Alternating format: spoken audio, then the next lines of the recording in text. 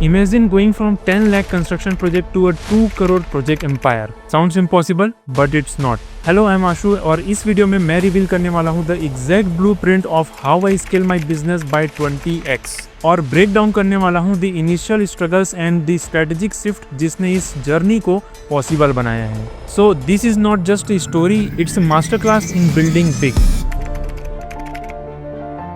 अपने लाइफ का first tender, first project और फर्स्ट क्लाइंट लाना जितना मुश्किल होता है उतना ही मुश्किल, इवन उससे ज्यादा मुश्किल होता है अपने बिजनेस को नेक्स्ट लेवल पर लेकर के जाना, क्योंकि फाइनेंस, टीम, एग्जीक्यूशन और सिस्टम को मास्टर किए बिना अपने बिजनेस स्केल कर पाना पॉसिबल नहीं है। तो इस वीडियो में मैं आपको बताऊंगा how I manage my first tender, the mistake and losses, what I learned from it, how I ready my mindset to take that strategic shift, what the challenges come when you try to scale, and the exact blueprint which you can 10x and 20x your business initially. पर उससे पहले let's talk about my first business.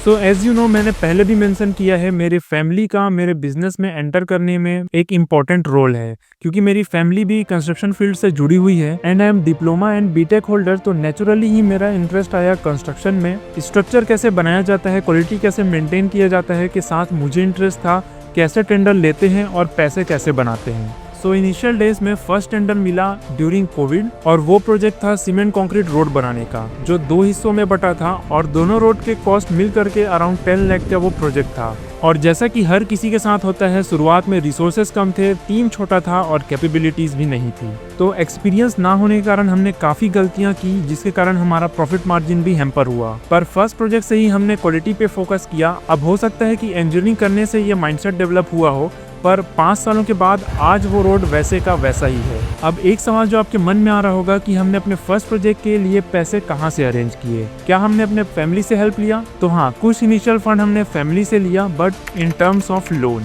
और उसी interest पर जो interest market में चल रहा था। तो यहाँ पे फाइनेंस का प्रॉब्लम सॉल्व होता दिख रहा था, पर सिर्फ फाइनेंस को स्ट्रॉन्ग कर लेने से आप किसी प्रोजेक्ट में सक्सेसफुल नहीं हो जाओगे। Man power and resources, planning, coordination, technical and finance, ये 5 पिलर होते हैं किसी भी छोटे या बड़े प्रोजेक्ट को सक्सेसफुली कंप्लीट कराने के लिए। तो फाइनेंस के बाद प्लानिंग एंड टेक्निकल मुझे आता था, पर लो रिसोर्सेस और पुअर कोऑर्डिनेशन के कारण हमें वो रिजल्ट नहीं मिल पाया जिसका हमने एक्सपेक्ट किया था। और इसीलिए मैंने पहले छोटे से छोटे प्रोजेक्ट पर फोकस किया, क्योंकि अगर एक्सपीरियंस ना होने के कारण लॉसेस होते भी हैं तो उसे हम रिकवर कर सके। यहाँ एक कॉमन मिस्टेक मैंने लोगों को करते देखा है कि वो अपने बिजनेस के शुरुआती टाइम में ही बड़े प्रोजेक्ट, बड़े टेंडर और बड़े क्लाइंट को क्रैक करना चाहते हैं, और इसके लिए वो भारी लोन उठाने को भी तैयार होते हैं, और यही इनिशियल लोन उन्हें एक लूप में फंसा देता है और वो इस लेवल को कभी पार नहीं कर पाते। अब इस 10 लाख के प्रोजेक्ट को बिलो एक्सपेक्टेशन कंप्लीट करने के बाद अगला 2 प्रोजेक्ट मैंने इसी फाइनेंशियल बाउंड्री में रह करके कंप्लीट करने का डिसीजन लिया। पर ऐसा करते हुए एक फेस आता है जहां आपका हर एक डिसीजन ये तय करता है कि आप प्रीवियस प्रोजेक्ट के आसपास ही घूमते रहोगे या एक नया बड़ा जंप लोगे। तो ऐसा मेरे साथ ना हो, इसके लिए हमने नेक्स्ट लेवल पर जाने का डिसीजन लिया और अगला 30 लाख का बिल्डिंग रेनोवेशन प्रोजेक्ट हमने बुक किया,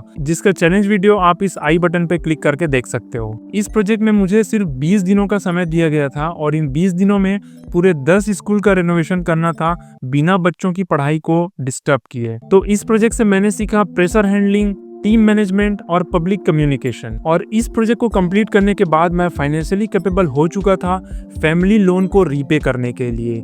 और ज़्यादातर लोग यही करते हैं, वो जितनी जल्दी से जल्दी हो सके गुड लोन से बाहर निकलना चाहते हैं, पर मैंने ऐसा नहीं किया। मैंने कुछ महीने और इस इंटरेस्ट को पे करते रहने का डिसीजन लिया, पर एक बड़ा मूव करने के लिए मुझे जरूरत पड़ने वाला था एक बेटर टीम, बेटर प्लानिंग और बेटर टेक्नोलॉजी का, जिसे मैंने अडॉप्ट करना शुरू कर दिया। हमें अपने एग्जिस्टिंग फर्म में से कुछ लोगों को जॉब से हटाना पड़ा और नए रिक्रूटमेंट भी करने पड़े। प्लानिंग और सेल्फ स्किल बढ़ाने के लिए मैंने टेक्नोलॉजी का यूज किया, जैसे कि हर रोज साइट पर जाना पॉसिबल नहीं हो पाता, पर हर रोज साइट अपडेट लेना बहुत जरूरी होता है। इसके लिए मैंने साइट डेली प्रोग्रेस ऐप का यूज किया और हर साइट में लेबर डिटेल और मटेरियल डिटेल को ट्रैक करना शुरू किया। यहाँ एक कॉमन मिस्टेक मैंने होते देखा है कि लोग अब बिना अपने ऊपर काम किए अपने बिजनेस को स्केल करना चाहते हैं, पर यहाँ पे आपको एक बात समझना जरूरी है कि बिना खुद के स्किल सेट को बढ़ाए, बिना खुद को नेक्स्ट स्टेप के लिए रेडी किए, आप अपने बिजनेस को भी अपग्रेड नहीं कर सकते। एंड ट्रस्ट मी, अगर आपने ऐसा कर भी लिया तो ज्यादा दिनों तक आप उस लेवल पर सस्टेन नहीं कर पाओगे,